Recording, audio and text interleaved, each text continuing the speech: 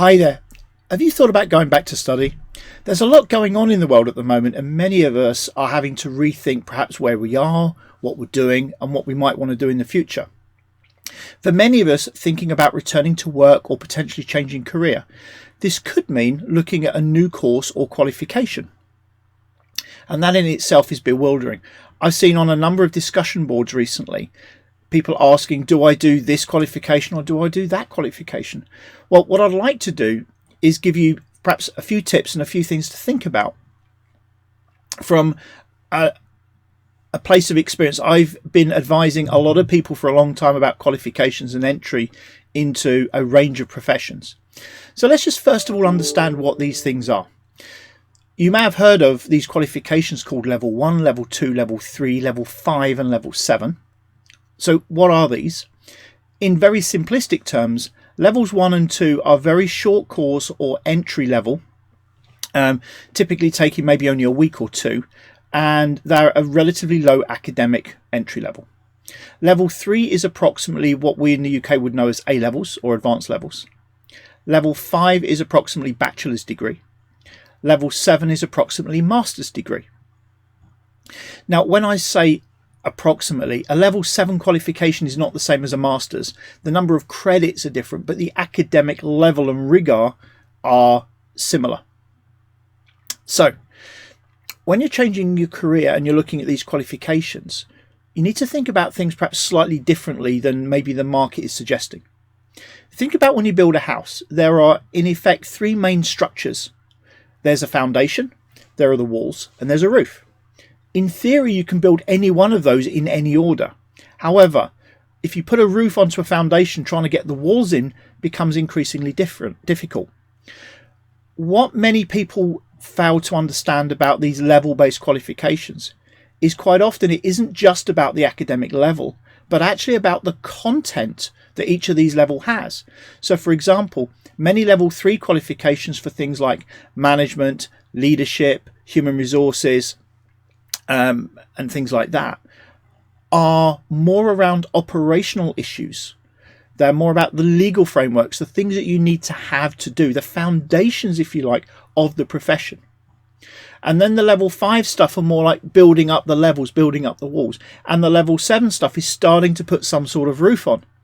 Now, in theory, just because you've got a degree or a master's degree in another subject, you could jump onto a level 7 course. However, you will be lacking the foundations on the wall of the content.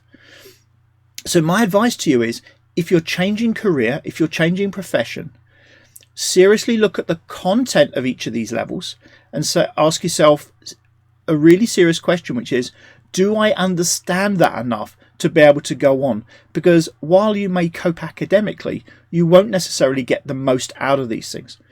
I remember a couple of years ago, a human resources director being chastised on a forum for going back and doing a basic level 3 introduction to HR and personnel.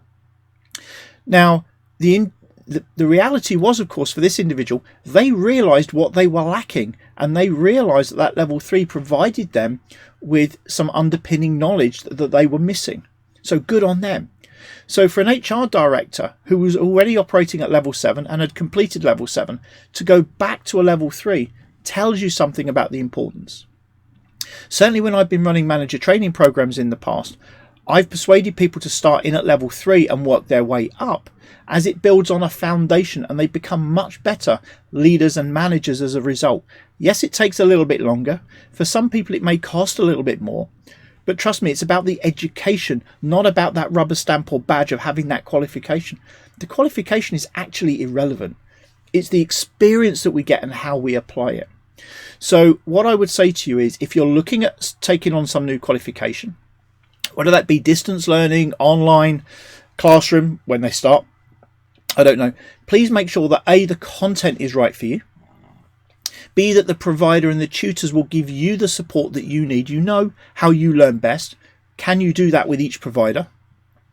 And you might be better off delaying your education for a year to save up a bit more, maybe for a more expensive or a different provider. Get the right education, not just any education, would be my advice. Recently, I've completed my master's. It was my first time in full-time education since I left school at 16. I'm not going to say it was easy, it wasn't, but it was really fulfilling. So if I can do that at the age of 55, I'm sure that you can change career and go back to education at any level. Just make sure that you've got the support of your family around, your employer potentially, and that you give yourself a pat on the back for every small win that you do, because I know that you can do it. So whatever you choose, good luck. Make sure that the content is right. Don't go chasing the goals of different levels. Ignore that. Look at the content. What is it that you need for where you need to be? And good luck. Thanks. Bye.